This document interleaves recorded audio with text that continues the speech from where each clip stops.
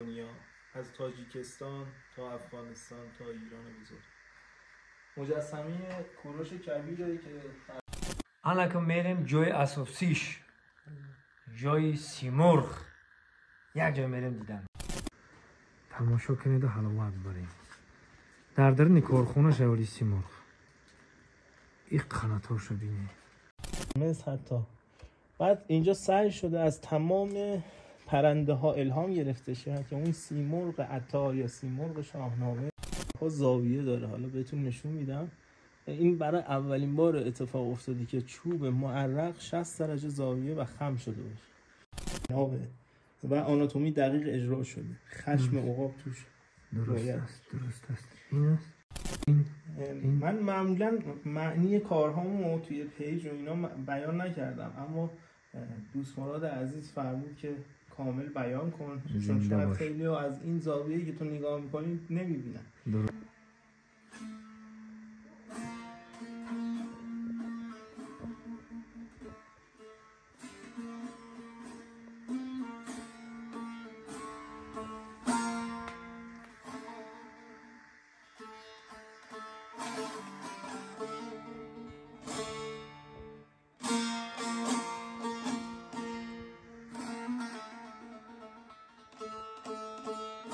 این مرد غرق هنر شاهو دوست عزیزی ما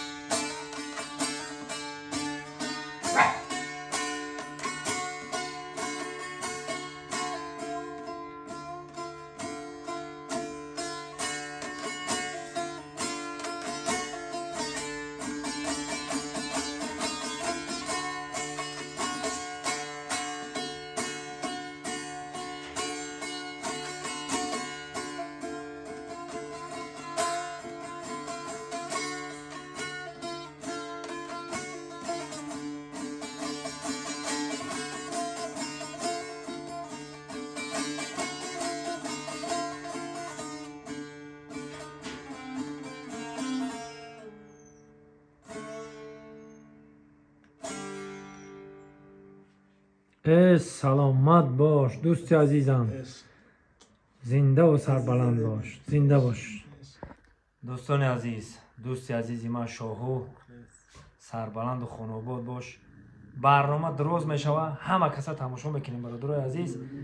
برنامه پر از مضمون، پر از معنا. هر یک تندیسی که میبینید، هر یک هیکلی که میبینید، هر یک مجسمه که میبینید، مقصد و مرام خودش داره. تماشا کنید، البته که یک غذای معنوی خوب میگیرید، مخصوص برای شما دوست عزیزی ما. یک تا یک تب و ناگفتن ماند که مجسمه‌ای که میکنه، هیکلایی که میکنه، تمام دنیا خریداری کرده.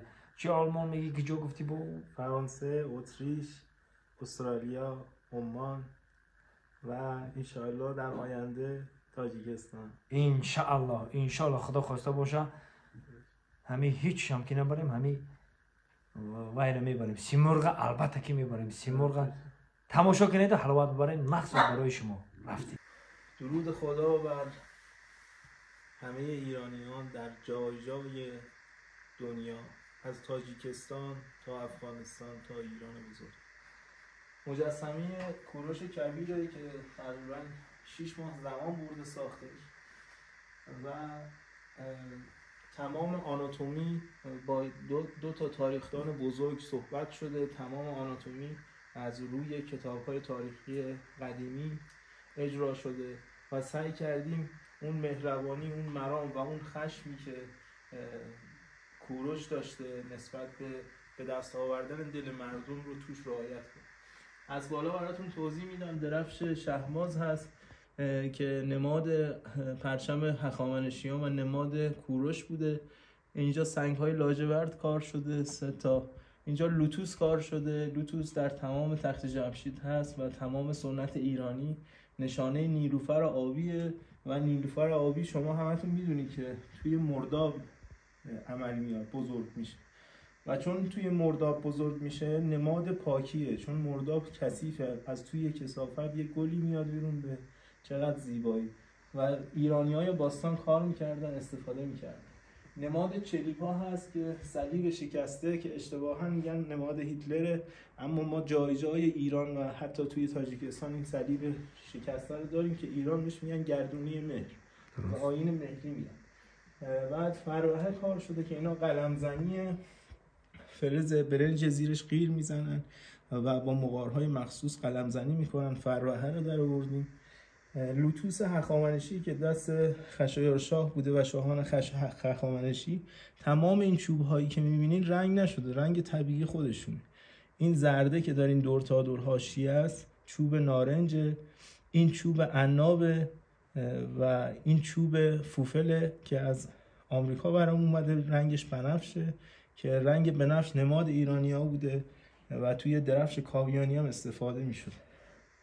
و اینجا چوب زرشک رو داریم میبینیم و چرم طبیعی. حتی دکمه هاش هم سعی کردیم ریختگری از فلز استفاده کنیم، گردونی مهره. و لباس و بوش ها کاملا در اومده، ریش هخامنشی در اومده کاملا و حتی دماغ آریایی که اصطلاحاً میگن یه قوزی داشته توی دماغ. و عصای کوروش که نمونه اصلیش توی موزه ملی ایران هستش. 2 تا شیر هست که سرشون چسبیده به هم از سنگ لاجورد و اینجا ورق مس کار شده. اینجا باز لوتوس رو می‌بینیم، گردونی مهر رو می‌بینیم، اینم قلمزنی فلز برنج. اینجا ورق طلا کار شده و مخلص. زنده و سربلند باش. ما در اینجا با می‌بینیم که این عقاب امروز در دست ما بوده. عقاب این رو بینید، حلاوت برین اکر ای آخیره ای پیش ببینی. با تمام رنگ هایی که میبینید رنگ طبیعی خود چوبه. این چوب زرشک زرده. اینجا الان همه رو با دقت میبینید. اینجا چوب نارنج استفاده شده، اینا چوب توته، اینا چوب عنابه و آناتومی دقیق اجرا شده. خشم عقاب توش درست است. این که نماد حالا ایران کنونی بوده از قدیم، از دوره صفویه، شیر و خورشید و شمشیری که دستش هست. و اینجا ما الان یک کار فلسفی رو داریم میبینیم. یه شخصیه داره لباسشو در میاره، دیدین پیرن رو در میاری گیر میکنه، بعضی موقع در نمیاد، آدم رنج میبره. همزمان تیغ هایی که توی بدنشه نشان از رنج و راه طولانی که هست. درست. رنج همه ما ایرانی ها که نتونستیم متحد بشیم داریم، همه رو اینجا ما داریم یکی یکی میبینیم. تیغ اومده بیرون، حتی ستون فقرات و پشت گردن و آناتومی دقیق اجرا شده. بله. دیدیم برادرای فارس زبانی ما چقدر هنر دارن، چقدر هنرمندن. خوش به حالتون. این چی معنی داره این؟ من معمولا معنی کارهامو توی پیج و اینا بیان نکردم، اما دوست مراد عزیز فرمود که کامل بیان کن، چون شاید خیلی از این زاویه‌ای که تو نگاه می‌کنی نمی‌بینن. درست است. اسم این اثر هست اینها رو بگیر و رهایم کن. یک خانومه که قطعات بدنش جدا شده و از رنج خسته است، میخ رفته توی پاش، نمیتونه حرکت کنه. دوتا اعضای بدنش رو وقتی ازش بگیرید یه زن هیچ فرقی نداره دیگه بخواد چی کار کنه.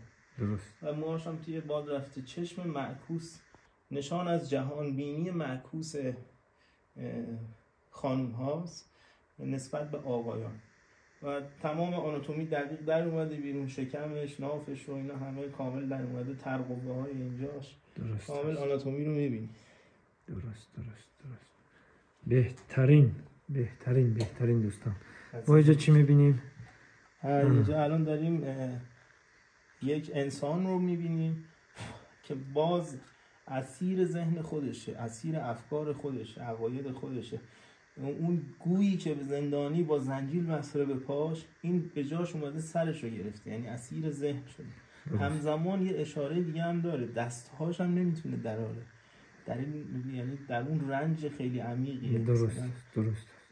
توی اصطلاح میگن خار در چشم، استخوان در گلو. درست. اینم که برج خلیفه است، به سفارش کشور امارات. برج خلیفه است، بزرگترین برج دنیاست.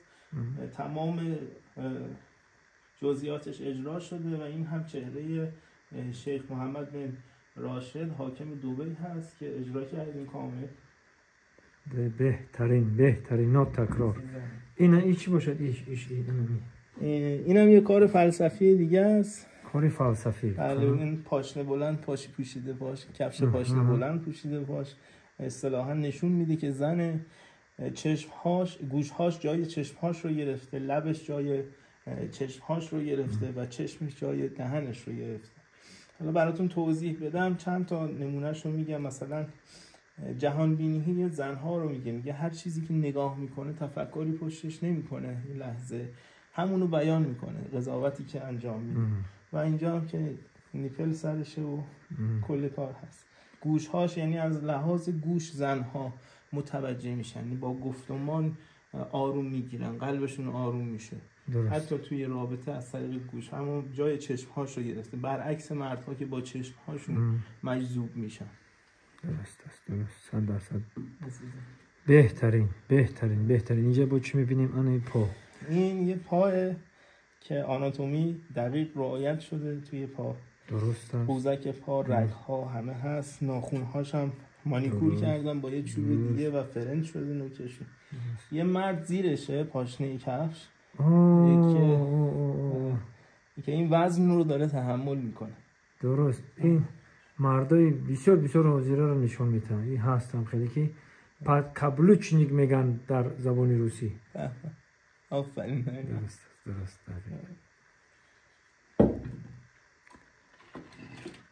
اینم که ایران بود، از غم این روزهای ما مثل بندر عباس و حوادثی که داره میفته، ایران داره فریاد میکشه. انشالله یه ایران بزرگ تشکیل بدیم همه دوستان با هم. انشالله. خدا خواسته باشه. اینم اشاره به خلقت داره در ادیان ابراهیمی، سیب، آدم، حوا. درست است. سیب گزیده تمام. خانوم آناتومی خانومه که گاز گرفته شده، سیبش خورده شده. درست. با چی میبینیم اینجا؟ اینم باز دو پهلوه، شما همزمان یه تمسا داری میبینی، شبیه کفشه، پشتم داره، زیپش هم اینجا حتی داری میبینی. درست. چند تا معنی داره. من بیام الان بیان کنم شاید به خیلی بر بخوره. مثلا خانوم ها پا تو کفش، اصطلاحا میگن پا تو کفش من نکن. آره. و یه این برداشتش با خود مخاطب. بهترین. هر کسی که با دید خودش نگاه میکنه. اینم اشاره داره به عشق‌های امروزی. یه قلب با آناتومی کامل، بطن چپ و راست داره، یه توالت فرنگی روی قلبه. برادرها ببینید در بالای دیل حاجتخانه، این که خودتون ببینید حاجتخانه در بالای دیل که بگه که مقصد حاضیره دیل ها هم خیلی چیز دیگه. دیل یعنی چیزی عاشقی ده، مقصد عاشقی حاضیره. برشان بگن بوش نیاد. بهترین. اینجا با چی میبینیم؟ کتاب آفرینش من اسمشو گذاشتم. کتاب آفرینش. کتاب با چوب کناره که جنوبی ترین نقطه ایران این چوب کنار به دست میاد. اشاره داره به نقاشی میکلانج، دست خدای میکلانج. من اومدم تغییرش دادم، یه دست کوچکتر، یه دست بزرگتر. من اون موقع که داشتم اینو میتراشیدم یاد رئیس جمهور تاجیکستان افتادم، امامعلی رحمان.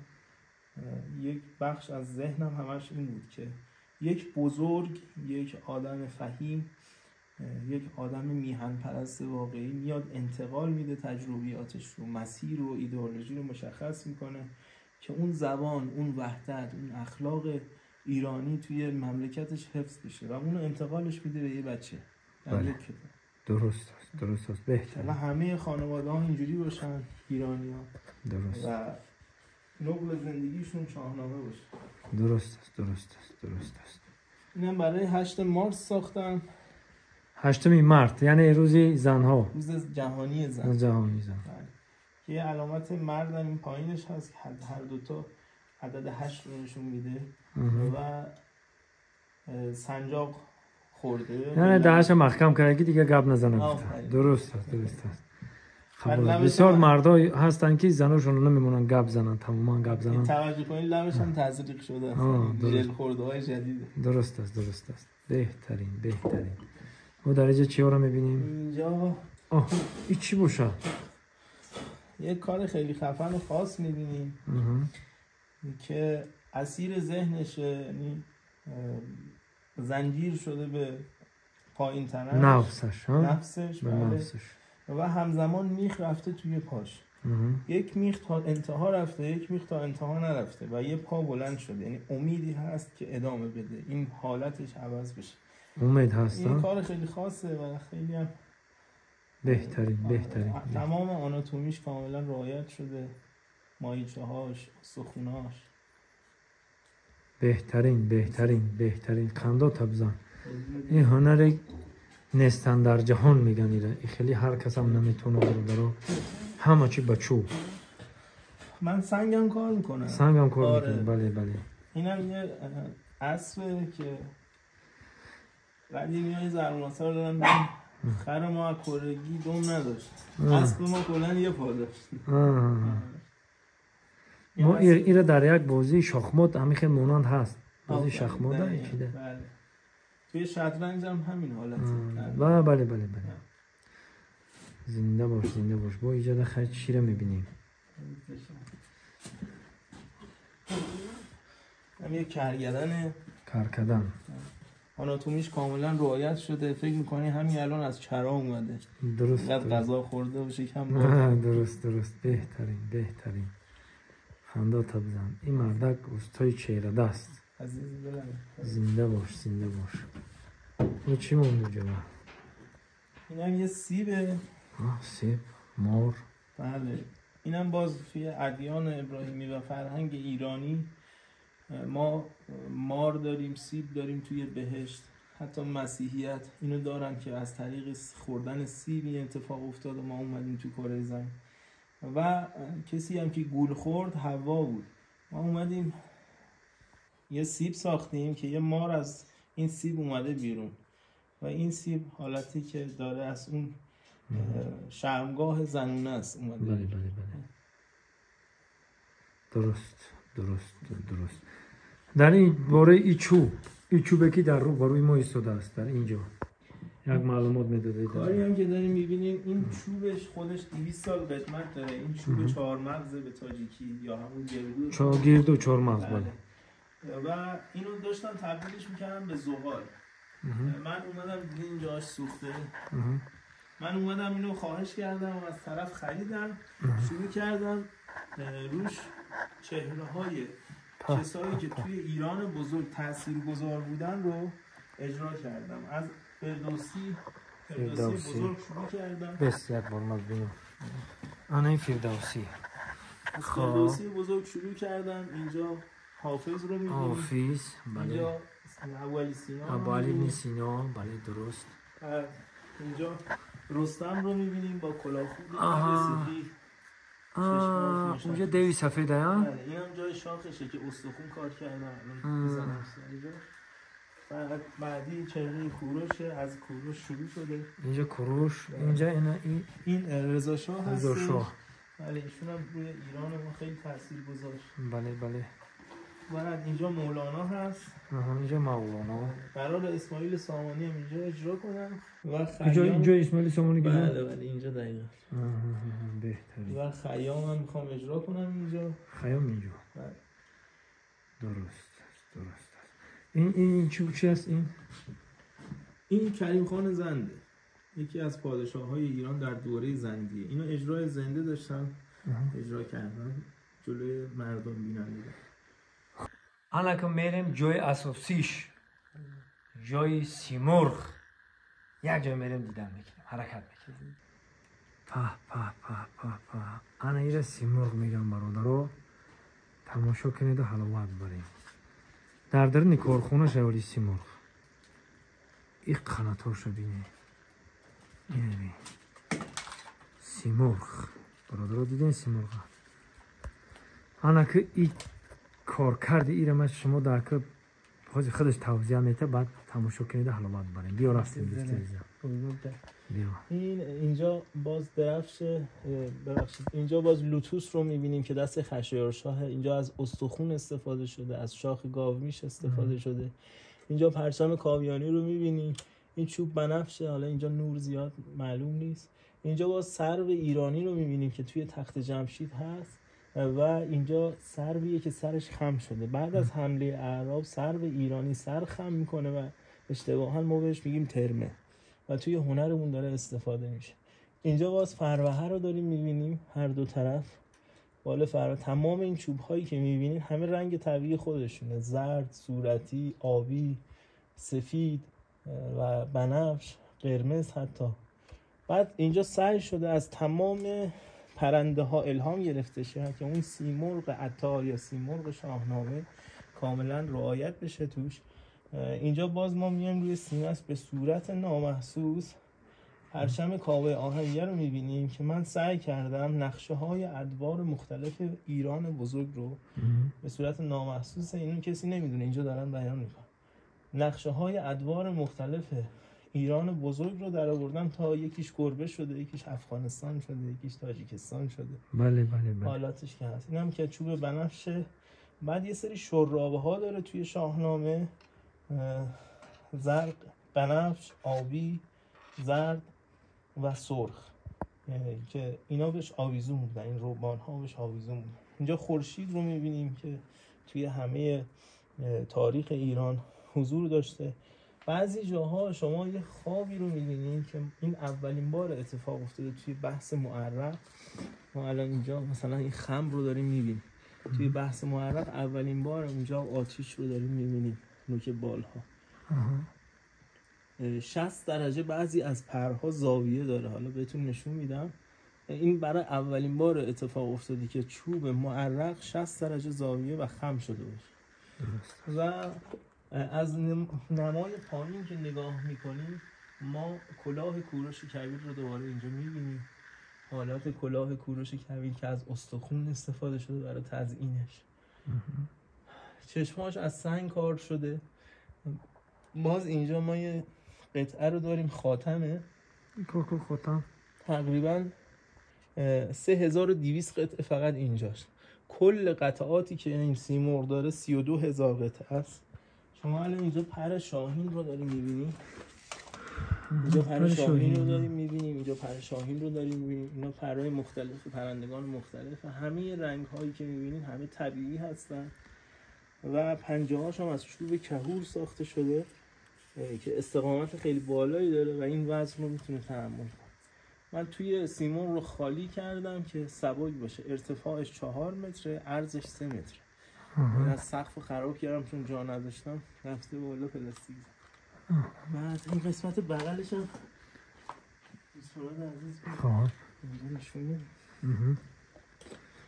اگر توجه کردی از روبرو میدیدش سیمرغ خشمگین بود، از بغل مهربونه. یه حالت خیلی خاصی داره. اونجا لوتوس رو باز داریم می‌بینیم از استخوان و شاق و اینا استفاده شده. این تمام این رنگ هایی که داریم می‌بینیم همه رنگ طبیعی چوبه. این اون خماییه که بهتون گفتم. یه سری پرا ساخته شده که 60 درجه گاهن یا 30 درجه زاویه داره. اینجا بالا داریم پرچم کاویانی رو دوباره داریم می‌بینیم. دو تا پرچم کاویانیه که زمینش بنفشه. میایم این برتر ترمه رو داریم میبینیم که از سر سیمرغ اومده بیرون و وسط ترمه ها لوتوس کار شد و اینم دومش که از پرای طاووس و قرقاول و اینا تونستیم استفاده کنیم. در دومش چند نمود پر طاووس هم میبینی ها؟ بله چندین پر طاووس کار شده، طاووس های ایرانی یا حالا طاووس های جاهای دیگه هم از هستن پرای طاووس ما. اینا مثلا طاووس ها هست داریم میبینیم، این باز داریم اینجا داریم میبینیم.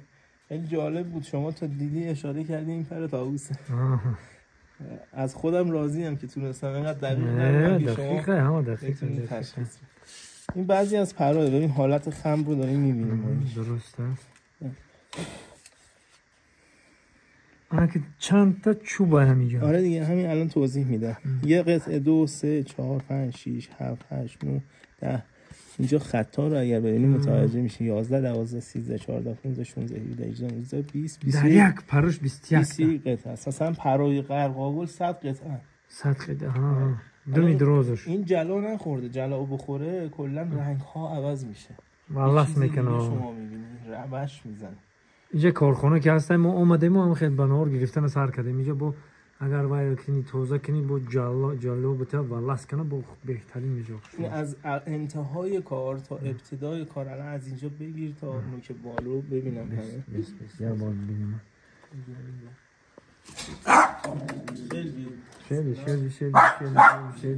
شدی.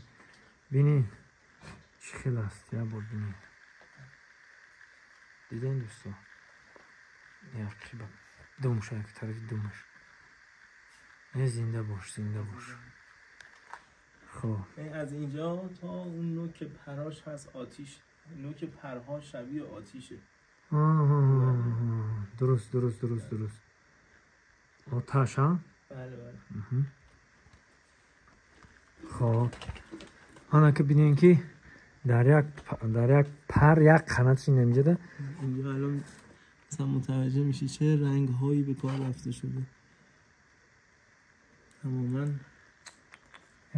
دونه اینا برش خورده با دست. 3 سال تمام زحمت کشیدن. 3 سال دا؟ بله تقریبا از ساعت 8 صبح تا 11 شب 3 سال تمام من دائم روی سیمرغ کار کردم، چون در آوردن اینا خیلی مشکله، کنار هم چیندنشون، طراحیشون، اجرایشون. درست است.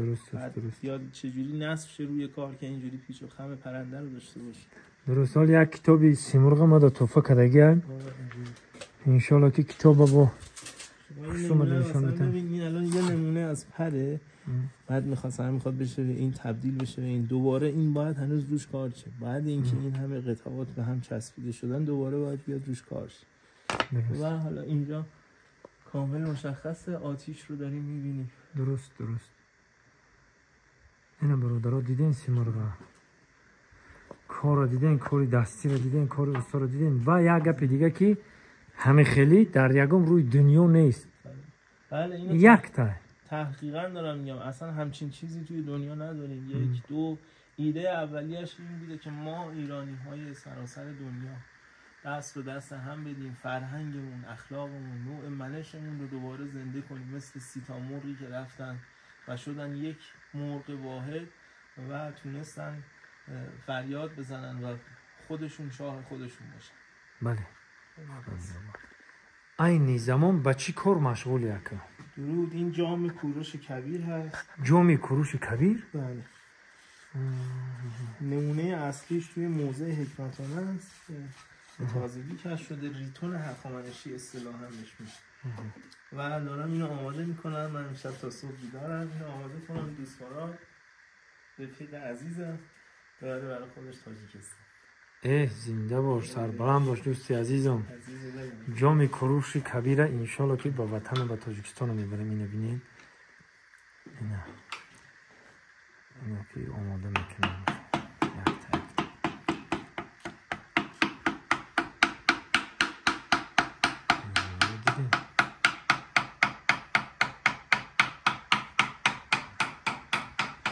زنده و سربلند باش دوستی عزیزم.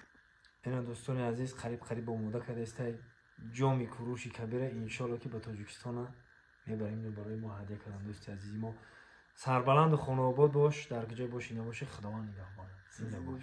زنده باش.